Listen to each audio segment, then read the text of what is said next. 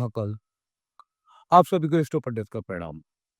दोस्तों, आज हम आपको एक ऐसा किस्सा बताने जा रहे हैं जिस किस्से ने आपको अच्छी तरह समझा देना है वशीकरण क्या होता है, कैसे काम करता है, क्यों काम करता है और सबसे मेन चीज़ वशीकरण करना चाहिए या नहीं करना चाहिए, किस पे करना चाहिए और किस पे नहीं करना चाहिए। ये किस्सा बिल्कुल रियल है। ये किस्सा आपको बताएगा वशीकरण चीज़ क्या है। क्या था, 2 बच्चे थे यहाँ पे देहरादून में। एक बहुत अच्छे कॉलेज में पढ़ते थे। एक लड़की का नाम था नैना, जो काल्पनिक नाम है, और जो लड़के का नाम था वो था दिनेश। वो भी काल्पनिक नाम है, कोई रियल नाम हम नहीं बताएँगे किसी को अभी। दोनों बच्चे एक-दूसरे से प्रेम करते थे। जो नैना थी, एक हल्के परिवार से थी, नॉर्मल परिवार से थी, लेकिन देखने में बहुत सुंदर थी, संस्कारी थी, कुलीन थी और सबसे मेन बात, उसके संस्कार बहुत उच्च थे। जो लड़का था, वो लड़का बहुत ज़्यादा सुंदर, स्मार्ट और बहुत अच्छे पैसे वाले घर से था।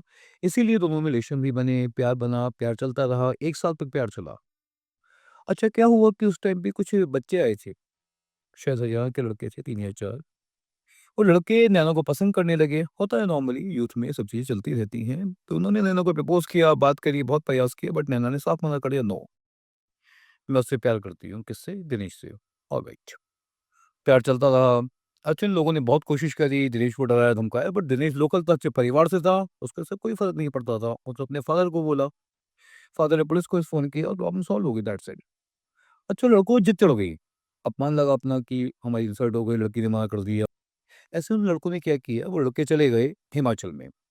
हिमाचल में किसी ऐसे होरी के पास जो आत्माओं के द्वारा वशीकरण करता है। उसने क्या किया, उसने वशीकरण किया, लेकिन किसका किया वशीकरण किया? उसने नैना का नहीं किया, उसने किया दिनेश का। क्यों किया? ताकि वो नैना से दूर हो जाए।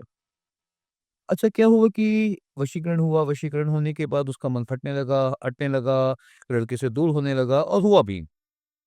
अच्छा, जब 1 डेढ़ महीना हुआ, पहले लगा नैना को नॉर्मल सी बात है, लेकिन नॉर्मल बात ये नहीं थी। हुआ क्या?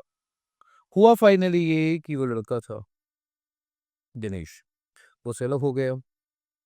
अब लड़की ने सोचा ये सब क्या चल रहा है? ऐसा क्यों चल रहा है? मैं क्या करूँ? अच्छा, वो लड़की पता करते-करते हमारे पास आई।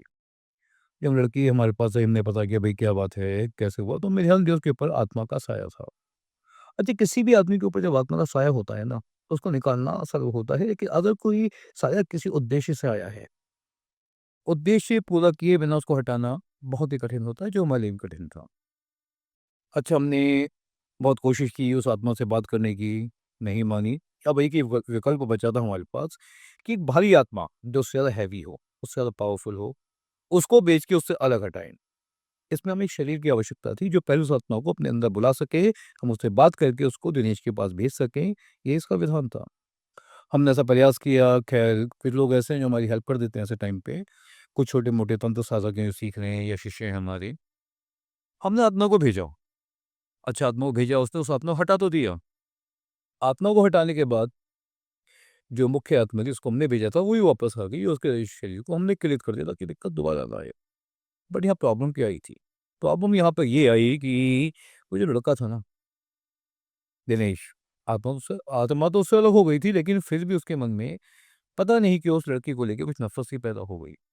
उस नफ़रत के चलते ना, उसने लड़की को ज़्यादा भाव देना, ज़्यादा वैल्यू देना कम कर दिया। इसमें दोबारा परेशान कि अब क्या करूँ? वो फिर रोते-रोते मेरे पास आई। उसको समझाया कि बेटा वशीकरण हुआ है, इसके ऊपर थोड़ा समय तो लगेगा सेट होने में, और समय लगा अभी ठीक है। 1 डेढ़ महीने के बाद प्रॉब्लम सॉल्व हो गई।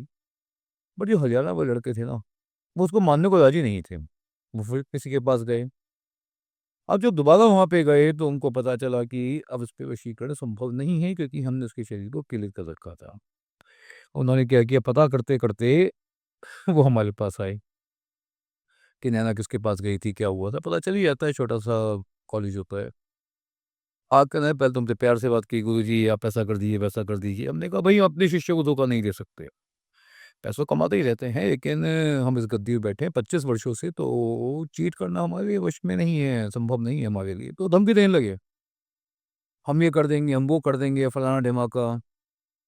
अब तांत्रिक बुद्धि घूम ही जाती है, हमने थप्पड़ मार दिया कान के नीचे। बोलो क्या करोगे? कैसे करोगे? करके दिखाओ। यहाँ करोगे, अपने घर चल के करोगे? कोशिश करो। क्या करते क्या हो? इतना सब करने के बाद उन्होंने क्या किया पता है? बड़ा अजीब-सा किस्सा। उन्होंने उस लड़के की पिटाई करवा दी। किसकी? दिनेश की। गुस्सा निकालने के लिए। जब पिटाई करवाई तो नैना के मन में डर बैठ गया कि कहीं ये मेरे साथ भी गलत ना करवा दे। नैना ने दिनेश का साथ ही छोड़ दिया। बोली ना रहेगा बाँस और ना बजेगी बाँसुरी। खैर, जब सब चीज़ें हुई, तो फिर मैं नैना से बात करनी पड़ी। दिनेश ने हमसे बोला, मुलाकात तो हो ही चुकी थी। नैना ने कहा, गुरुजी मैं कोई बहुत बड़े परिवार से तो हूँ नहीं, छोटा-सा परिवार है। पढ़ने आई हूँ, ज़िंदगी बनाने आई हूँ, माँ-बाप के लिए सेवा करनी है, बहुत कुछ करना है। इन चक्करों में पड़ूँगी तो कैसे करूँगी? तो उसको समझाया, बेटे ये आपका अधिकार है। इस अधिकार को आप खोते हैं तो गलती आपकी होगी, किसी और की गलती नहीं होगी। अपने अधिकार को मत छोड़ो। तब जाके प्रॉब्लम सॉल्व हुई। तो मैं आपको बताना चाहता हूँ, वशीकरण करना कुछ भी गलत नहीं है, लेकिन अगर आपका उद्देश्य सच्चा है तो। अगर आप चाहते हैं मैं आपके लिए वशीकरण करूँ, किसी को आपकी लाइफ़ में वापस लेके आऊँ, तो आप ध्यान रखिए, आपका उद्देश्य सच्चा होना चाहिए। किसी को दुखी करने के लिए, परेशान करने के लिए, उसका मिसयूज़ करने के लिए अगर आप मेरे पास आना चाहते हैं, तो आपसे अपमानित होके मेरे पास से जाएँगे और आपको कुछ भी प्राप्त नहीं होगा। जय श्री कृष्णा।